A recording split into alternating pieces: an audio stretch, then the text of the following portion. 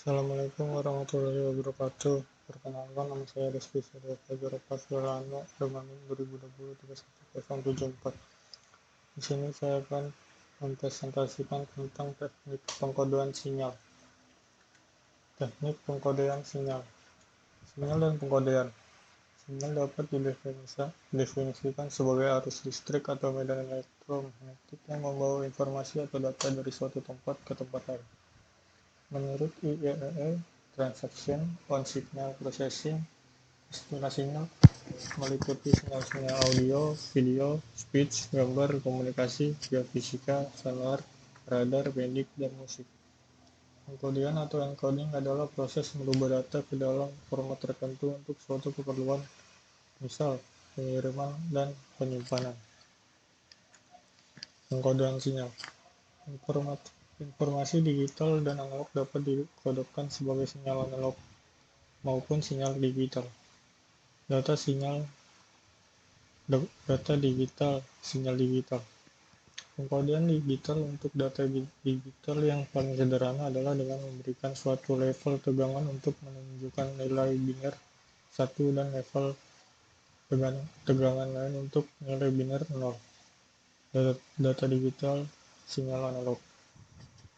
Sebuah modem diperlukan untuk mengkonversikan data digital ke sebuah sinyal analog. Metode yang dipakai adalah dengan memodifikasi satu atau lebih parameter frekuensi pembawa untuk menyajikan data biner. Teknik-teknik dasarnya adalah ASK, FSK, dan PSK. Data analog, sinyal digital.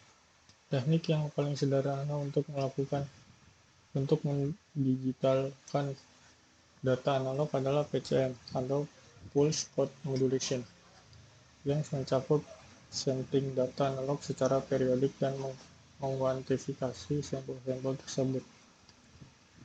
Data analog, sinyal analog.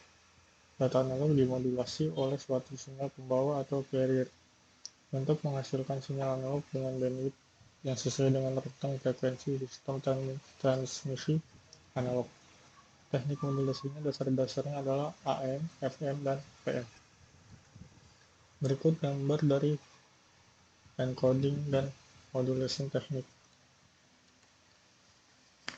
Untuk digital signaling suatu sumber data digital atau analog, G atau T dikodekan menjadi satu sinyal digital X atau T.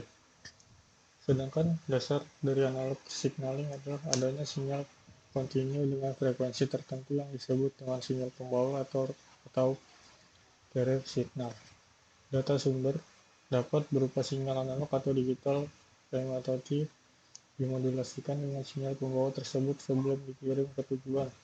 Hasil modulasi MT dengan sinyal pembawa menghasilkan sinyal termodulasi ST. Data biner ditransmisikan dengan mengkodekan tiap bit data ke elemen sinyal tertentu.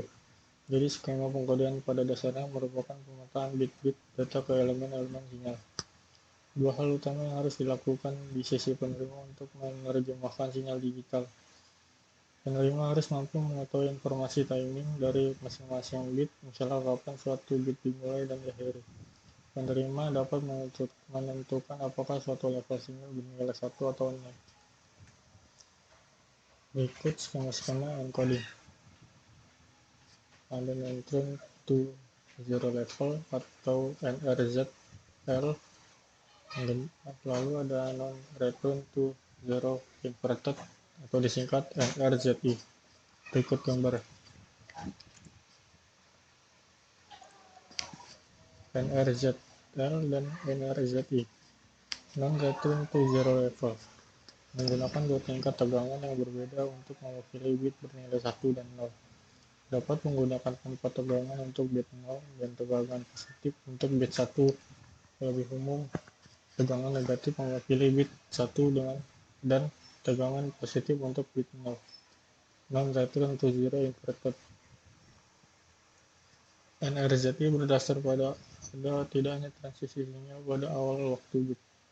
Adanya perubahan pada elemen sinyal dari high ke low atau low ke high menunjukkan bit 1, tidak adanya transisi perubahan menunjukkan bit 0. NRZI sama dengan return to zero, convert to ones. NRZI merupakan contoh dari pengkodean diferensial, yaitu informasi yang akan ditransmisikan diwakili dengan adanya perubahan yang terjadi pada elemen-elemen sinyal yang berurutan. Kelemahan sinyal NRZ adalah kehadiran komponen DC, kemampuan sinkronisasi yang kurang, misalkan string panjang dari 1 dan 0 pada sinyal NRZL atau string panjang 0 pada sinyal NRZY. Bipolar AMI, biner multitingkat, menggunakan lebih dari 2 level tegangan. Nilai bit 0 diwakili dengan tidak adanya sinyal. Nilai bit 1 ditunjukkan dengan pulsa positif atau negatif atau bergantian polaritasnya. Sinkronisasi tetap terjaga untuk deretan bit 1. Tidak mengandung komponen DC, bandwidth lebih sempit dan deteksi error lebih baik. Berikut statistik dari bipolar AMI.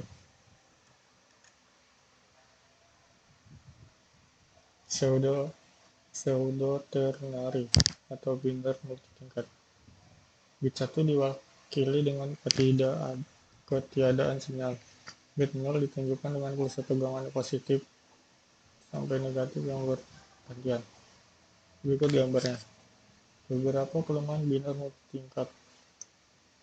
Masalah pada deretan 0 atau bipolar AMI dan 1 pseudo-ternary yang panjang tidak seefisien NRZ karena menggunakan 3 level tegangan untuk mewakili 2 bit data. Memerlukan daya sinyal lebih besar untuk mendapatkan tingkat error yang sama dengan NZR. Winchester encoding atau bipase memiliki transisi di bagian tengah setiap periode bit, has transition in middle of each bit period. Transisi berfungsi sebagai data sekaligus clock. Perubahan dari rendah ke tinggi mewakili bit 1, dan perubahan dari tinggi ke rendah menunjukkan bit 0.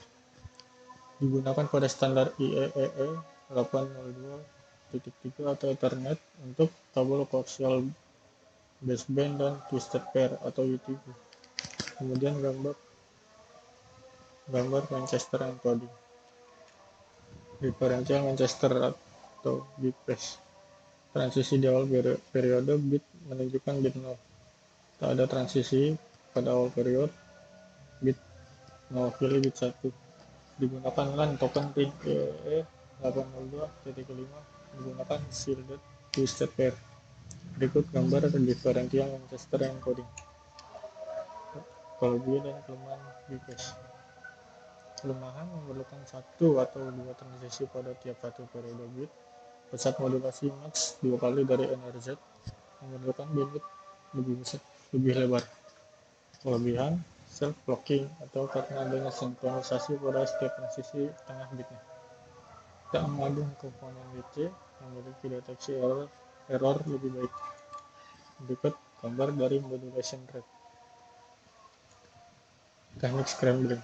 Teknik scrambling digunakan untuk menggantikan deretan bit yang akan menghasilkan tegangan konstan. Deretan bit ini harus didapat menghasilkan transisi yang cukup untuk mempertahankan sinkronisasi. Dikenal oleh penerima dan dapat dikembalikan ke bentuk asli. Memiliki ukuran atau panjang yang sama dengan data asli. Tujuan desain: tidak memiliki komponen DC, tidak ada deretan level tegangan 0 yang panjang, tidak ada pengurangan dalam kecepatan data, kemampuan deteksi kesalahan. Teknik scrambling B8ZS. Bipolar with H0 situation atau BHZS. Berdasarkan pada bipolar AMI, umum digunakan di Amerika Utara. Aturannya, jika terdapat oktet dengan semua 0 dan pulsa tegangan terakhir sebelum oktet adalah positif, maka 8 0 tersebut digantikan dengan 0, 0, 0, positif, positif negatif, 0, negatif positif. Jika terdapat oktet dengan semua 0 dan pulsa tegangan terakhir sebelum oktet adalah negatif, maka 8 0 tersebut digantikan dengan 0, 0, 0, negatif, positif, 0, positif, negatif. Teknik scrambling HDB3, high density bipolar T0 atau HDB3, umum digunakan di Eropa dan Jepang. Aturannya, B valid bipolar signal, V sama dengan bipolar function, jumlah pulsa bipolar station, atau 1 sejak terakhir operator dari pulsanya sebelumnya, negatif positif, ganjil genap, 000 negatif, 000 positif, genap, positif 00 positif, negatif 00 negatif. Berikut dari gambar 8ZS dan HDB3. Sekian dari saya, kurang lebihnya mohon maaf. Assalamualaikum warahmatullahi wabarakatuh.